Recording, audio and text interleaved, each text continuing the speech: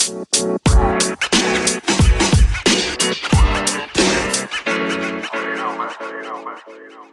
le podcast du pouvoir d'achat, épisode inédit sur l'optimisation de votre patrimoine. Comment augmenter votre patrimoine avec les mesures de relance économique pour augmenter votre pouvoir d'achat. Bienvenue sur www.paef.live, le podcast du pouvoir d'achat et de conseils anti-crise. En 2020, les Français ont perdu en moyenne 500 € de pouvoir d'achat. En même temps, les Français étaient contraints d'épargner 85 milliards d'euros sur leur compte à vue. Le plan de relance gouvernemental offre l'opportunité aux plus avertis de profiter des mesures pour doper leur pouvoir d'achat. Voici 10 conseils pour doper votre pouvoir d'achat. Le premier conseil, ce sont les aides à la rénovation, les nouvelles sources de revenus, le bonus fiscal, l'investissement immobilier, le placement en épargne salariale, les donations, l'investissement dans les PME innovantes, la renégociation de vos contrats de prêt immobilier, les assurances, mais aussi la mobilité professionnelle en région. Comment tirer profit du plan de relance? Comment en faire bénéficier à votre patrimoine? Et vous, quelles mesures avez-vous entrepris pour sauver votre pouvoir d'achat? Comme à l'accoutumée, je partage avec vous quelques statistiques pour vous permettre de comprendre le contexte global. Aujourd'hui, 22% de votre budget est consacré au logement. Et on constate que vous avez perdu 8% de pouvoir d'achat en immobilier. Sur 15 ans, nous avons tous perdu 10% de capacité d'achat. Et en même temps, on constate aussi que le prix du caddie a augmenté de plus de 3% et les biens et les services de consommation, dont ceux dont nous avons besoin au quotidien, il y a eu une augmentation de 8,8%. Qui nous fait globalement, que ce soit au niveau de l'immobilier ou que ce soit dans les biens de consommation du quotidien, nous avons perdu du pouvoir d'achat. Alors, avec 85 milliards d'épargne forcée, sur les comptes à vue et les livrets d'épargne, l'État a pris les mesures justement pour vous faire dépenser en fait cette épargne qui est mise de côté et vous pouvez aujourd'hui tirer votre épingle du jeu en profitant justement des mesures de relance gouvernementale pour investir, pour augmenter votre pouvoir d'achat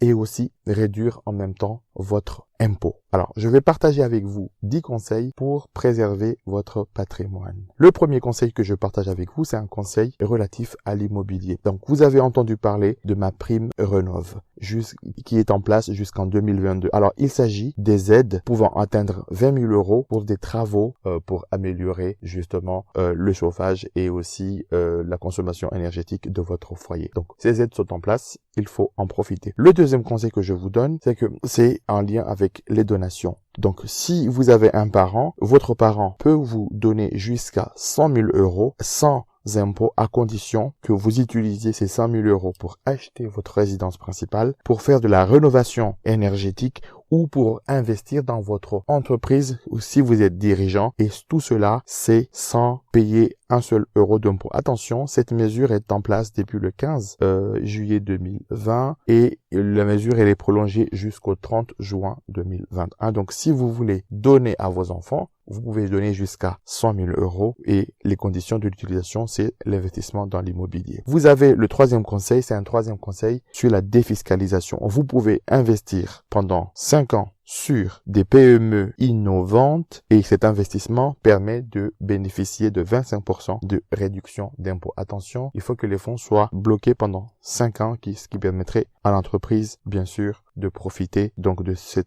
manne pour investir. Vous avez également le quatrième conseil, c'est l'épargne salariale. Donc, vous pouvez placer votre intéressement pour les gens qui travaillent aujourd'hui dans les PME. Aujourd'hui, les entreprises en fait qui ont moins de 11 salariés peuvent mettre en place un intéressement et cet intéressement, il faut l'investir puisque vous avez derrière des politiques d'abondement pour gonfler justement votre épargne. Le cinquième conseil, c'est que je vous invite à écouter l'épisode comment réduire en fait vos primes d'assurance, un épisode que j'ai publié récemment. Malgré la hausse annoncée en 2021, vous pouvez aussi économiser de l'argent. Le sixième conseil que je vous donne, c'est bien sûr de trouver des revenus complémentaires grâce à la plateformisation de l'économie, grâce aux plateformes qui permettent aujourd'hui, par exemple, de faire de l'autopartage, qui permettent de faire du covoiturage, qui permettent par exemple de mettre en location un bien avec un bail de courte durée. Donc vous avez toutes cette nouvelle économie du partage, que ça soit que vous louez en fait un objet, que vous louez un bien, un service pour augmenter vos revenus parce que ça vous permettrait d'avoir de la trésorerie. Le 7e conseil, donc je vous invite également à écouter l'épisode comment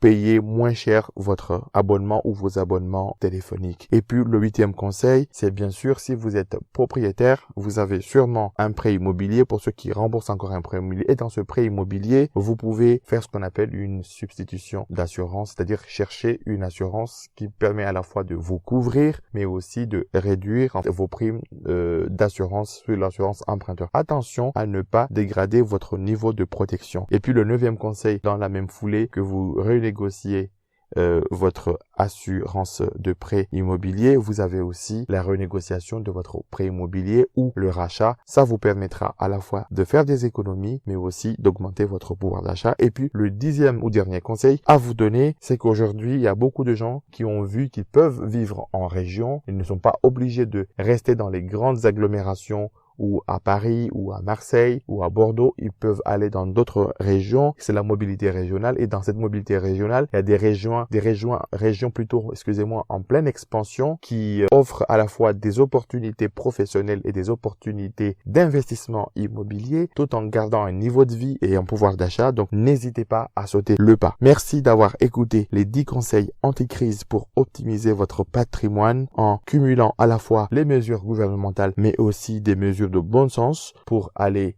augmenter votre pouvoir d'achat. Allez-y également sur www.pae.live, rubrique contact. Laissez-moi votre numéro. Je vous rappelle, si vous avez des questions plus personnelles, n'hésitez pas à parler autour de vous du podcast du pouvoir d'achat. Ça permettrait aux autres aussi de bénéficier des conseils. Je vous dis à très bientôt pour un prochain épisode qui sera consacré à la réduction d'impôts en 2021. Merci, à très bientôt. Au revoir.